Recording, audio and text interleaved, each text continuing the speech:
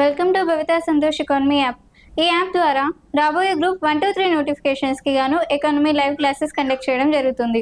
ఎవరైతే ఎకానమీలో top score సాధించాలి అనుకుంటున్నారో ఖచ్చితంగా భవితా సంతోష్ ఎకానమీ యాప్ని పర్చేస్ చేసేయండి. యాప్ ప్రైస్ వచ్చి 7,500 అండ్ ఇందులో టెస్ట్ సిరీస్ కూడా అవైలబుల్గా ఉన్నాయి 501 రూపీస్కి. కాబట్టి ఖచ్చితంగా పర్చేస్ చేసేయండి.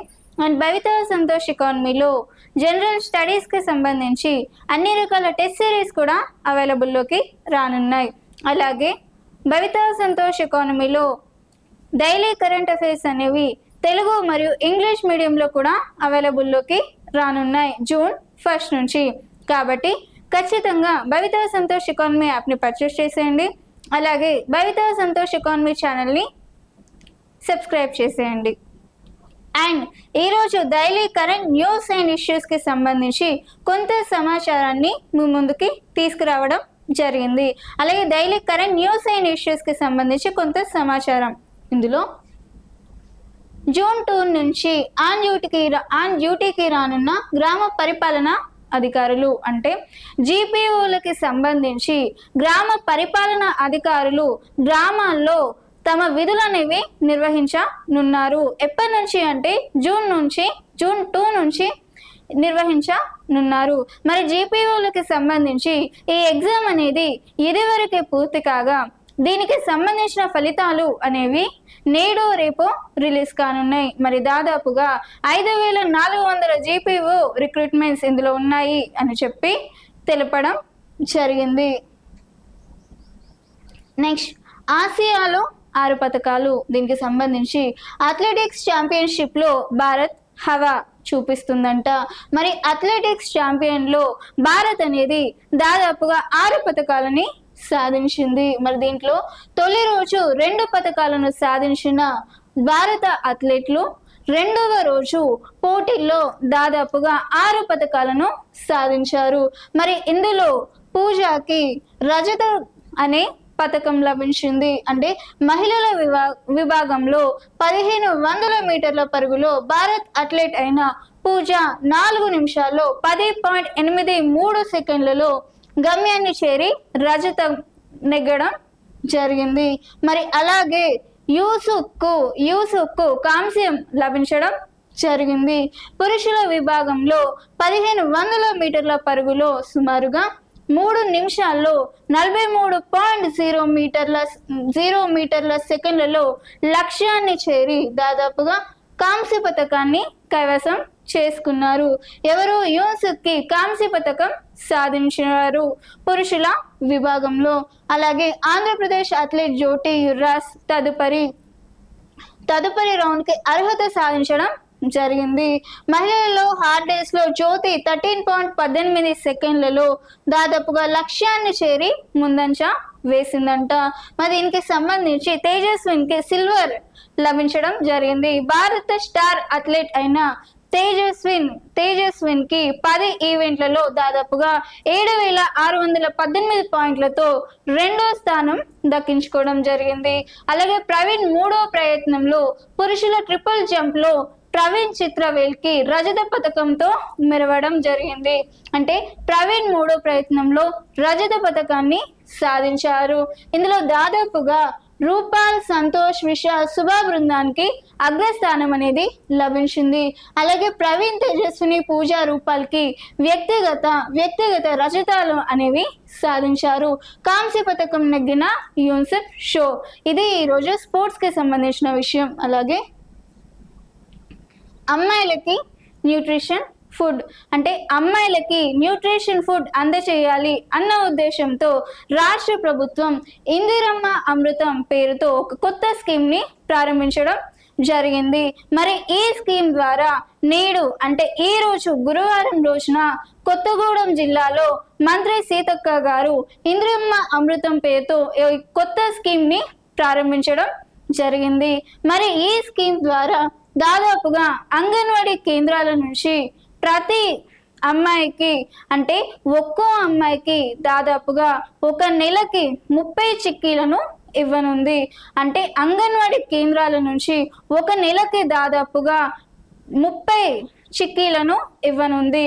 అంటే 14 నుంచి 18 ఏళ్ల అమ్మాయిలు ఎవరైతే ఉన్నారో వాళ్ళని ఆరోగ్యంగా ఉంచడం కోసం ప్రభుత్వం ఈ నిర్ణయం తీసుకుంది అని చెప్పి వివరించడం జరిగింది. దాదాపుగా 3 జిల్లాలలో దీనికి సంబంధించి తొలి దశలో ఈ స్కీమ్ ని ఏర్పాటు చేశారు.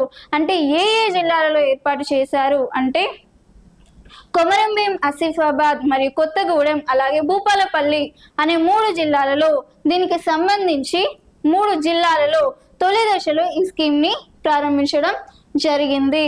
అంటే అమ్మాయిలకి శక్తినిద్దాం అలాగే ఆరోగ్య తెలంగాణని నిర్మిద్దాం అన్న నినాదంతో ఈ పథకాన్ని ప్రారంభించడం జరిగింది. ఎవరు ప్రారంభించారు? మంత్రి సీతక్క కొత్తగూడెంలో ఈ రోజు గురువారం రోజు ప్రారంభించడం జరిగింది.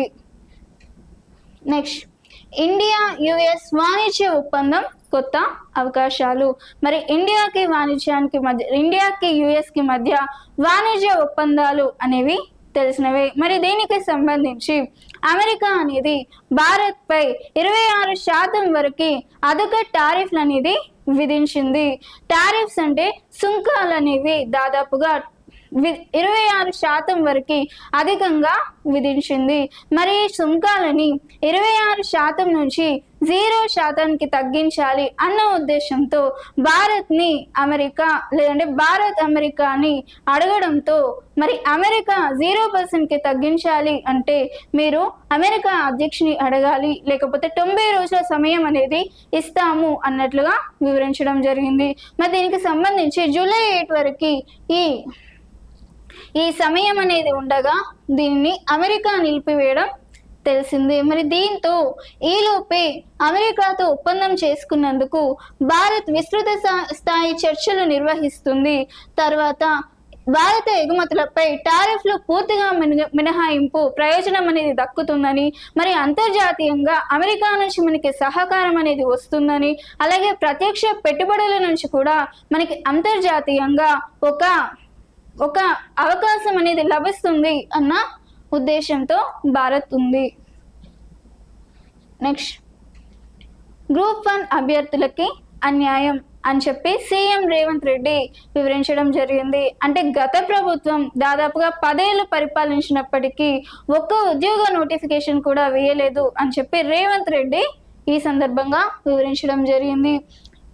గత ప్రభుత్వం అనేది ఉద్యోగాలకి ప్రాధాన్యత ఇవ్వకుండా, ధ్వజం ఎత్తకుండా తమ సొంత కుటుంబ సభ్యుల ఉద్యోగాల కోసమే ప్రాధాన్యం ఇచ్చారు అని చెప్పి సీఎం రేవంత్ రెడ్డి వివరించడం జరిగింది. అలాగే గ్రూప్ 1-2 డిఎస్సి నోటిఫికేషన్స్ వేయకుండా కాలయాపన చేశారు అని విమర్శించడం జరిగింది.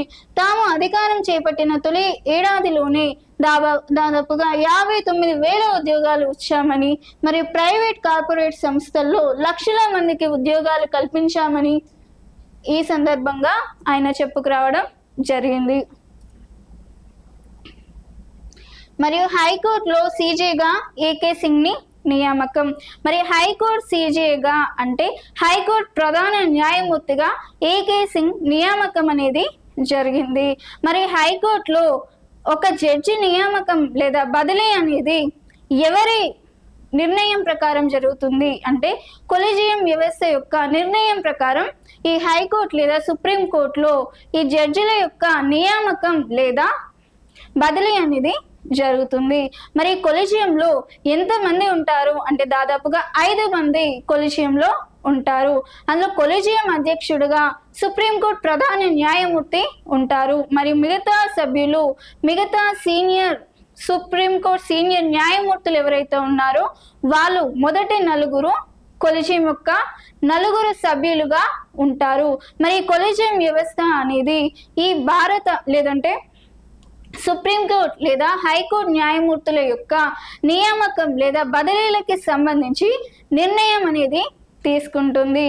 మరి ఈ కొలీజియం యొక్క అధ్యక్షుడిగా ఇప్పుడు ప్రజెంట్ ఎవరున్నారు అంటే సుప్రీంకోర్టు ప్రధాన న్యాయమూర్తిగా ఉన్న బిఆర్ గవాయ్ గారు ఈ సుప్రీంకోర్టు ప్రధాన న్యాయమూర్తిగా ఉన్నాడు. మరి సుప్రీంకోర్టు ప్రధాన న్యాయమూర్తి 26 మే 2025 ఒక సమావేశంలో తీసుకున్న నిర్ణయంకి గాను లేదంటే 26 మే 2025 ఈ కొలీజియం తీసుకున్న నిర్ణయం మేరకు దాదాపుగా 31 న్యాయమూర్తులను యొక్క నియామకం లేదంటే 31 న్యాయమూర్తుల పై నిర్ణయం అనేది తీసుకోవడం జరిగింది.